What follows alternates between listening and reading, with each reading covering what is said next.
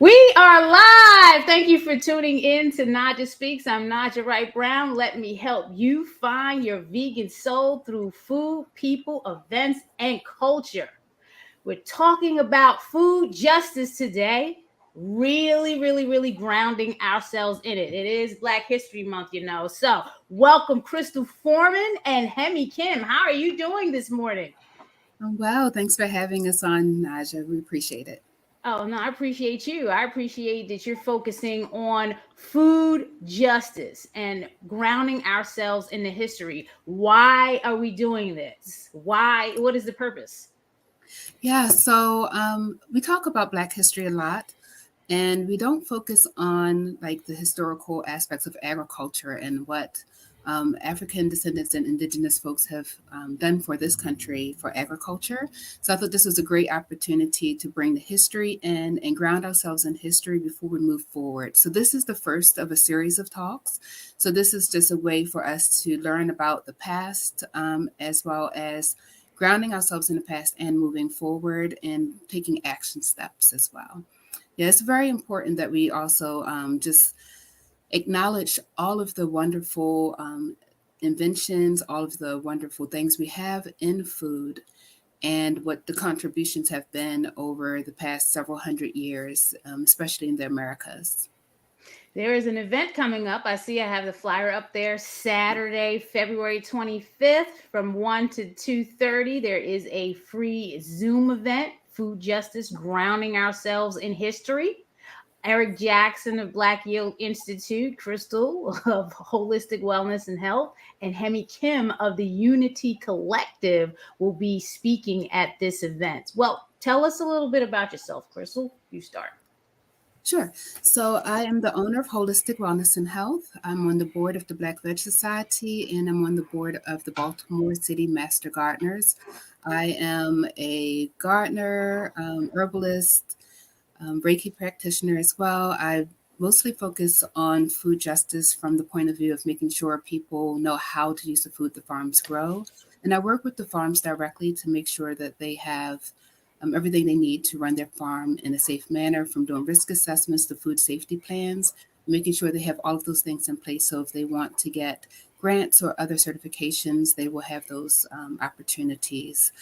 I have been doing health and wellness education for over 20 years, and specifically food justice and plant based cooking as well as teaching for over 7 years, teaching people how to actually use all of the produce and eliminate food waste, and also teaching people how to grow their own food. So I work with a lot of youth, and we do culturally appropriate growing of food to cooking that food and showing them how they can make that into a business as well.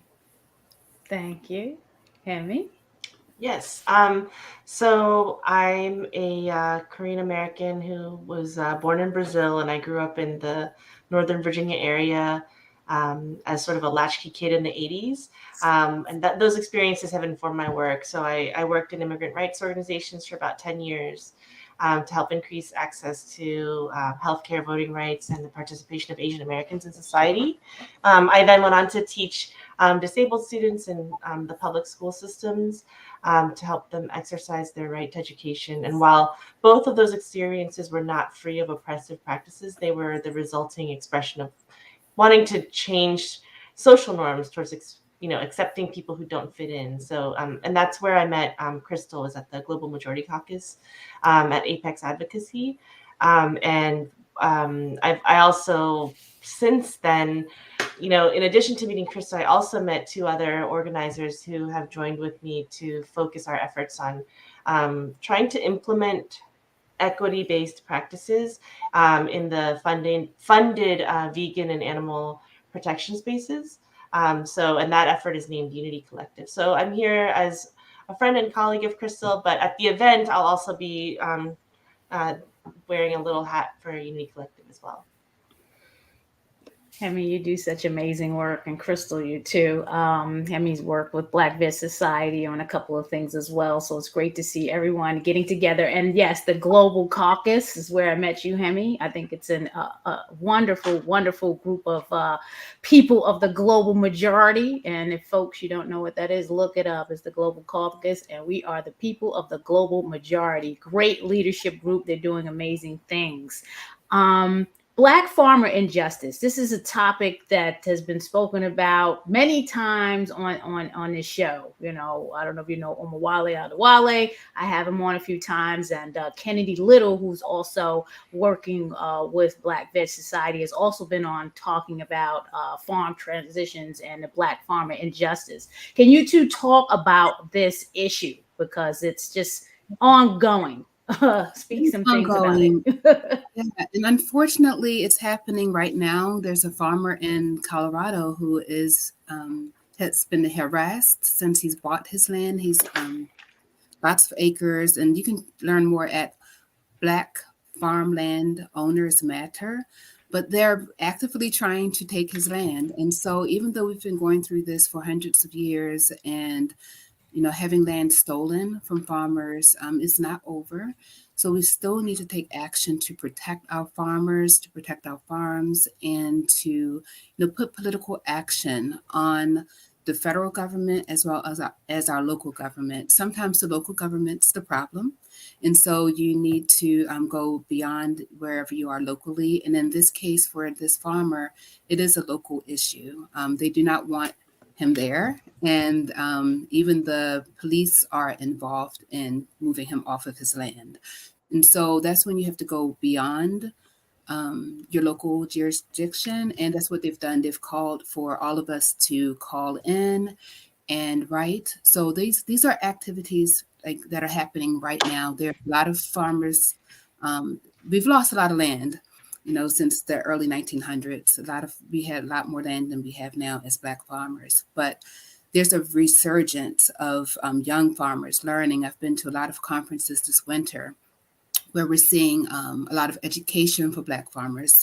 The Farm Alliance of Baltimore has the Black Butterfly Institute. Black Yield Institute is also training farmers. So there's a lot of, new farmers coming in enthusiastic. And when they get these lands, we need them to be able to hold on to the land. And that means having structures in place to protect them locally as well as federally.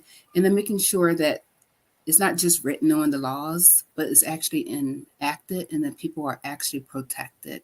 And there are a lot of ways that we can all participate in making sure that happens. But yeah, it's very important, even now, that the little bit of land that Black farmers do own is still being threatened. And so it's something that we need to be talking about. The issue in Colorado just happened last week. So we're talking about, like, it's an ongoing thing. Yeah, so it's just definitely something that I need people to be aware of. I know we've talked about past injustices and reparations and getting land back, and there has been some lawsuits with Black farmers in the USDA, and there has been some good positive changes and strides, and they're also rewriting some things. The USDA is starting to have more grants specifically for marginalized communities, small farmers, and people of the global majority. But we need to go beyond just having those laws and making sure that we have them be accountable to making sure that justice is being enacted. Thank you for that, Crystal. What you're saying, especially about the land that's being taken, because I know I was personally in a situation with the heirs land. If anyone knows those issues, and that's still ongoing, and we're talking about a lot of land, close to 35 acres, and it's it's sometimes if you don't have the estate, the will, and all this other stuff, that's where all this confusion happens, and land can be easily taken away because of that. So we're making sure that that's not the issue. So we're working hard to retain the land, but that's how those things happen, or the law is just coming in and taking it. So yeah. I just want to bring up a story of my stepmother, because I told her we were doing this, and my stepmother's uncle had over 100 acres of land.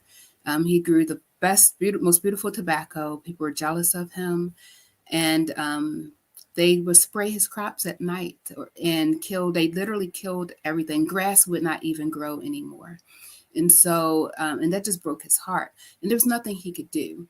This was years ago, but I mean, and he was very determined to try. But I mean, when they destroy your land, like literally destroy the soil where you can't grow anything, and then there's the records of the USDA and other agencies giving our farmers bad seed on purpose, giving them seed that would not work. And so it's an institutional racism. It's not, just, this happened here. It's across the board to make farmers fail. And we're resilient. We're resilient folks. So we always, work to push through. And definitely what you're saying about the documentation. We also have other family members who have gone through the same thing, where land was given to them from, a former master might have given it to them. And then there's like all of these like legal issues of who has the paperwork, who is entitled to the land, all of those things. And so making sure that we have our books in order as well to make it harder. But even when we have everything ready, everything right, everything in order, everything perfect, even now, there's still like these issues. And a lot of people don't know the history of this country. They don't know the history of what's going on. Why are even people asking for reparations? Why is that even a thing? Why? And so I think it's important that we know the historical, things, and also the resilience. I mean, we've done a lot of great things despite in this country, having a lot of cooperatives where people have gotten together and bought land, and they've protected that land too. We'll be talking about some examples in the talk this week where, people hired militia to protect their farms from the KKK, and, other examples of resilience and things that we might have to go back to. Thank you for that, Crystal. Hemi, did you want to weigh in on the conversation about the farmer injustice?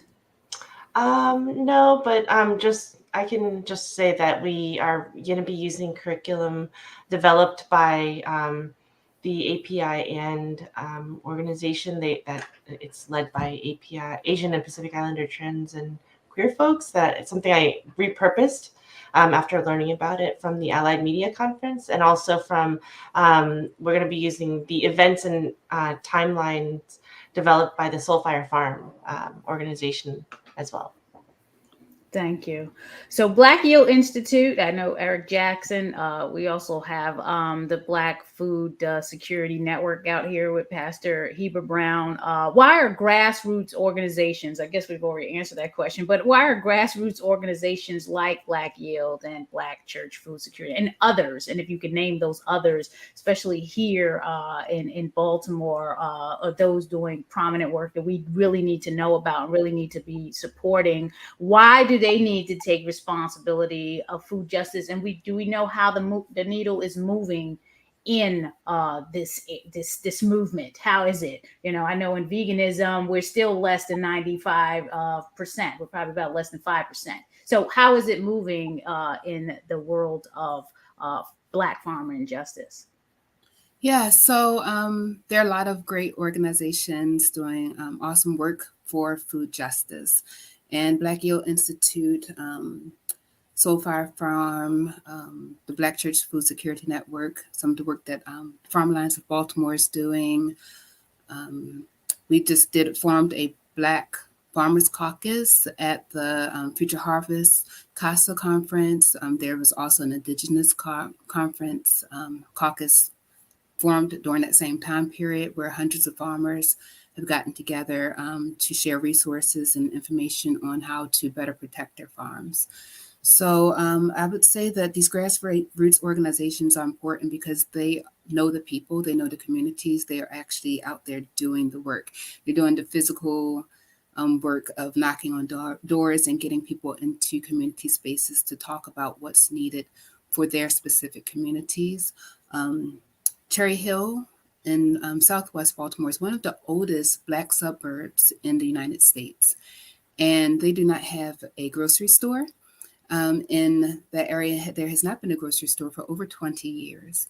And so organizations like Black Yield Institute, and specifically Black Yield Institute, has gone in and created a co-op space where right now there's a market every week, every Saturday, where they are showcasing locally grown produce from primarily Black farmers, as well as spices. There's vendors. There's a lot of activity going on, and no one else is doing anything. So I think that's when you get leaders and community together, and they decide that they know what they need, and they form these organizations to improve the quality of life for their constituents, for the people in their community. Um, with Black Yield in particular, in Cherry Hill, if you don't know, is a food insecure area. They, in addition to providing, like they provided food boxes during COVID, but they were growing food on land. And I think the importance of land sovereignty, they talk about land sovereignty a lot, um, was became more known. Like they lost access to a piece of land that they had that was owned by the city. And so it's very important that we are actually owning the land that we're growing on, so that people can't take away all of that blood, sweat, tears, money, everything that goes into getting your land ready for growing. So they are moving to another location in Southwest Baltimore, but those type of things are important. And I just feel like the grassroots organizations, the people who are part of them, they really care about what's happening in those communities. And it's different. Money is important. We need people to fund these organizations as well. But I feel like these organizations are really in tune with the community whenever you have like grassroots. And they've written several books as well to not only tell us about the history, but to tell us what we can do next. And I think that that's important as well. Thank you for yeah, that's I gotta sometimes I get emotional with this type of stuff. You're tuning into Naijha Speaks. Naijha Speaks is a product of Black Veg Society. I am the executive director of Black Veg Society, where we are meeting people where they are on their holistic health, vegan, and plant-based journey. Please support us at blackvegsociety.org. Black Veg Society does support a lot of organizations locally, statewide in Maryland, and nationally. And your support for us supports everyone. This type of platform here was designed because my personality is just to promote good, promote people. And I appreciate Crystal and Hemi coming on here talking about the upcoming event. Let's talk about it then. Here's the flyer. What can we expect? What's on the agenda? Tell us exactly what's happening. Give us a rundown. Sure. So for the agenda, we're going to invite people to first, obviously, we'll have a check-in, and we'll invite people. We want people to know that we're trying to make it trauma informed. Part of why Eric Jackson is joining is we're going to be talking about a lot of difficult events in history, and also the resistance that people have demonstrated in response as communities. So using the Soul Fire Farm timeline, we're going to have a little overview of general events that tie everything together. And then we're going to be making genograms. So we're going to use paper and pencil to draw a picture of the 2 or 5 people in your life that you want to think about and reflect on. And the nature of the emotional relationships you have with those people for the most part. Then Crystal and I are we're literally going to read through several events within the Soul Fire Farm timeline. I think we also did take one from the Native American Boarding School Coalition Truth and Healing curriculum as well, to help people situate themselves in that timeline. And then we'll have a Q&A discussion with Eric, myself, and Crystal. And then finally, there'll be an opportunity to reflect on what we've learned. There's going to be some, we're going to discuss as a group, but also individually. Crystal's going to lead us in a meditation at the end where people are invited to take personal action in their own lives. Thank you so much for that, Hemi. I'm getting ready to put the registration because that was the next question. How do people get involved? I see it's a Zoom event. People have to register, correct? Correct? Hmm. Register for the event. Um, So, and and once they register, so we'll be sending out a paper that will show like the genogram, the key and everything, but we'll share that live as well. But they can use that to print off and follow along, or they can just use, like Hemi said, pen and paper, and we will guide them through the activity. But yes, they must register to attend. will this be this is not a recorded thing. It's just live. They have to be there that day. There is no replay. There is no replay, but it will be recorded for transcript purposes, so written transcript. And what we're going to do is share excerpts from the transcript in a Facebook group that's like specific for this series. So we will be recording it, but we will not be sharing the recording. So you must be there live to participate. I will also be giving out some e-versions of some of the books from Eric Jackson. And just let you all know, he also has this documentary, which I am actually in as well. So, and he has 2 new books coming out. So I will definitely be, giving that away to some of the participants, but you have to be there to fully participate. Because this is so interactive, I decided that I didn't want to share the recording because we'll be sharing personal things as well. But yes, we will have some excerpts from the transcripts available. So if you are listening live, looking live, or if you're watching the replay, here is how you register. You go to foodjusticetalks.eventbrite.com. The event is scheduled for Saturday, February 25th. It runs from 1 to 2:30. So you have to be there live and be engaged and interact. So again, foodjusticetalks.eventbrite.com. What other impactful initiatives do you think will help solve the problem of food justice? I mean, because this problem has been going on, long before we were born, and our parents, and this is like, come on, man. Before there was any history, there was Black history, and we're still dealing with this stuff. What Yeah. else can we be doing? I think it's important that we are aware of what's going on politically. So, like right now, the U.S. Farm Bill is up, and this is a good time to become familiar with what the U.S. Farm Bill is, how it impacts you. If you eat, it impacts you. It impacts the food that we subsidize. It affects farmers. They're finally starting to recognize urban farmers and starting to give funding to like the smaller farmers in urban farms as well. But we need people to take action and write to, your Congress and senators for both state and federal level. There are some laws on the book right now that are coming up for voting in New York State for animal agriculture, and whether or not the animals are in transport are getting food and water. Right now, they are not.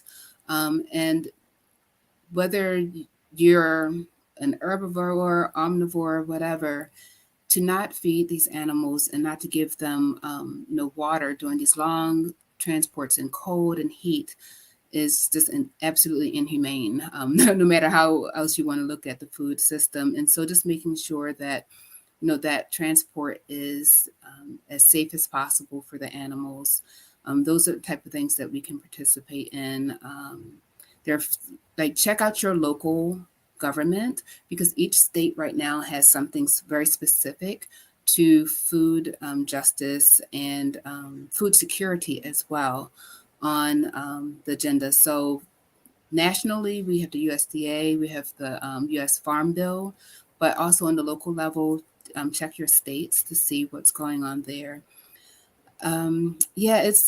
It is a shame that we are still talking about food insecurity and food justice and land sovereignty in this country now. And it's a shame that we're still having to fight for access. But I do see change happening, and I do feel like people are starting to come together. It's lovely. I'm loving to see so many young farmers interested in this movement and interested in acquiring land. But when they acquire that land, we need to be able to protect them. We shouldn't have to protect them, but we should be in a position to protect them if it's needed. I agree 100%. Hemi, do you want to add anything to that? I just wanted to mention that, like, at least the initiative I'm creating with Grace Hussein and Gerald Kawa, the Unity Collective, it is a BIPOC-led response to the reality of being a BIPOC activist trying to build a more just food system. We did arise from a very specific, I would say, niche kind of area, which would be like that farmed animal protection movement. But so what we think is important is making sure that the community of activists that we know are trying to do this work, they have to have the resources that they need to bring their expertise into creating this just food system. And that's why we're working to elevate those voices of BIPOC-led groups and individuals. Very specifically, we're actively seeking out individuals and emerging collectives led by BIPOC to offer fiscal sponsorship. We're hoping to offer mutual learning workshops that will also lift up those voices, and then to do the research needed to make sure that BIPOC activists are funded equitably in the food justice space. And that's just one example. But yeah, as Crystal mentioned, like, there's a long history of food injustice, and so it's important for us as directly impacted individuals to organize around that topic. Thank you for that, Hemi. Well, I'm gonna say, and I definitely got to plug this because a lot of folks, don't realize organizations like Black Veg Society and Veg Societies and even events, are put on to talk about things like that. One event that's coming up this summer that's been going on for years with a brief stop during the pandemic was Vegan Soul Fest. So Vegan Soul Fest is coming back in August for 2 days. And these are the type of things that we want to talk about and bring up and raise funding to donate and support organizations like Black Yield Institute, Black Church Food Security Network, and any other organizations that need this type of assistance. So please, show out, show up, go to Vegan Soul Fest this year. You can go to vegansoulfest.com to find out more information about that. What else can Black Veg Society be doing to get more involved? Are there any links that we can be putting on our website? What else can we be doing? Yeah, so letting people know about the USDA grants for urban agriculture and innovation production, and I'll give you that link now for you to share if you would like. But yeah, just putting out information about what we have going on. So going to holistic-wellnessandhealth.com and going to the events page, I go to a lot of communities in person and teach people how to cook. I'll be at Black Yield Institute's market, Cherry Hill Market, this Saturday, showing people how to use the produce that they're actually selling there. So I think just, letting people know, just sharing the links as we have them available. They can also just go to my link tree as well. All right, I'm posting that in the comments. Awesome. Emmy? No, I don't have anything else to add there. Okay. All right. So the call to action here is what? To take action, learn about what's going on in your community, learn about past experiences as well, and the experiences of resiliency and learning from what others have done that was successful and doing that, even better now, and making sure that we have all of the tools we need to be completely successful in whatever that is, whether it's teaching people how to grow food or teaching people how to write laws. We need more people going into like lobbying. So those type of things. And just taking 10 minutes out of your day and putting on your calendar to contact one politician every month. By the end of the year, you will have contacted 12 politicians whether it's, calling them or emails, just making sure that they know that you really care about these issues. So I think the call to action is to actually engage, learn what's going on, show up to the talk next Saturday if you can. We're going to give you lots of action steps as well of how you can actually take steps now to improve the food system. If you, like I said earlier, if you eat, you need to care about this. It affects how much we pay for food. It affects, what we subsidize and what we don't. Because in this country, we don't subsidize a lot of, produce that we should be subsidizing if we're going to subsidize. So, looking at all of those things, looking at what they require for people to be able to get funding. I learned recently about, the whole, issue with, schools not serving milk. Like if you don't serve it, you don't, get certain funding, and that's a problem. So we need, especially when we know that most people are lactose intolerant. So that becomes like another issue of like racism, food injustice in that sense as well.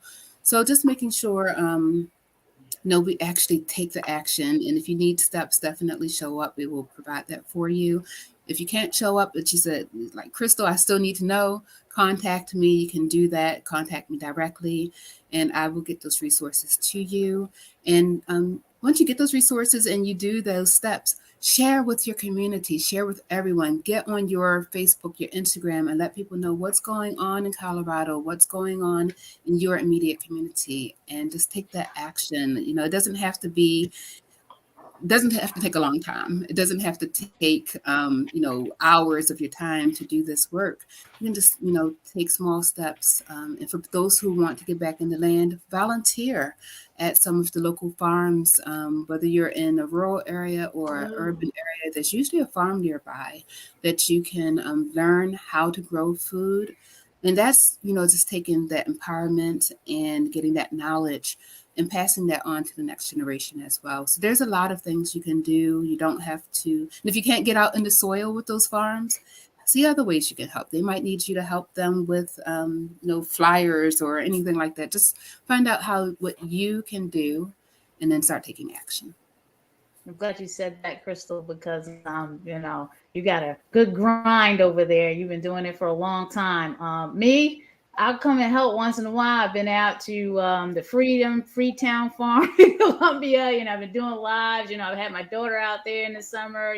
Picking some things. So yeah, it is definitely a grind and is much needed. So you are definitely living your life's purpose, and I'm sure you know that.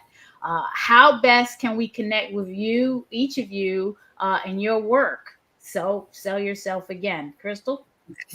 Yes. So follow me on Facebook and Instagram at Holistic Wellness and Health. You can also subscribe to the YouTube channel, and that's at Holistic Wellness and Health, and put in my name, Crystal. You should be able to find that pretty easily. You can also follow me on LinkedIn. I go show videos usually once a week, how to use farm fresh produce. And now that we're going into spring and summer, I'll be showing more gardening and farming videos as well. And I think those are the main ways. And you can also email me, cforeman@holistic-wellnessandhealth.com. If you go to the website, holistic-wellnessandhealth.com, and go to the event section, you can see all of the events we have going on. You can see all of the recipes we have as well. So definitely, follow at Holistic Wellness and Health, and check out our website as well. Crystal can take things from a community supported agricultural box and it becomes a whole meal. Like, she's fantabulous with that. Hemi. During this ongoing COVID pandemic, the online community space is where I'd love to meet you. So please come to our event on Saturday from 1 to 2:30 Eastern time. That's my favorite way to meet folks right now is video online. But I also, you can find me on LinkedIn.com at Hemi Kim, but it's not like as cool as the event on Saturday. That now LinkedIn is where, you know what? Let me share it in the comments. Well, I respect that. All right, there we go. Find Hemi on LinkedIn. Also doing amazing work, getting people connected collectively. So that's wonderful. So please follow Hemi. Again, it is a pleasure having you two on today. For this special edition, Black History Month, but Black History is 365. So show up, show out every day, learn more, all you can about history. Because again, I always say before there was any history, there was Black history. We were not always slaves. So let's just re-educate ourselves on this whole fact. We are powerful people, and we were doing and are still doing amazing things. Let's ground ourselves in the history. We need to learn about food justice. Look at that, 1685 all the way to 2023. Show out Saturday, February 25th, 1 to 2. Please register on the Eventbrite site. Let me bring that up again. So you know, Food Justice Talks, foodjusticetalks.eventbrite.com. Register and engage in the interactive session. And let them know how you feel about it and that you want more, because again, this is going to be a series. So this is not the last one. This is the first one. I thank you for tuning in to Naijha Speaks. Please like, subscribe, share, tell a friend. Someone you know needs to be at this event, and they need to be there next Saturday, not the other Saturday and not the Saturday after that. The February 25th Saturday. Okay. Again, I appreciate you, Crystal, Hemi. Until we connect again, please stay well, stay blessed, and peace out. Yeah, thank you. Thank you. Love your energy. I appreciate it.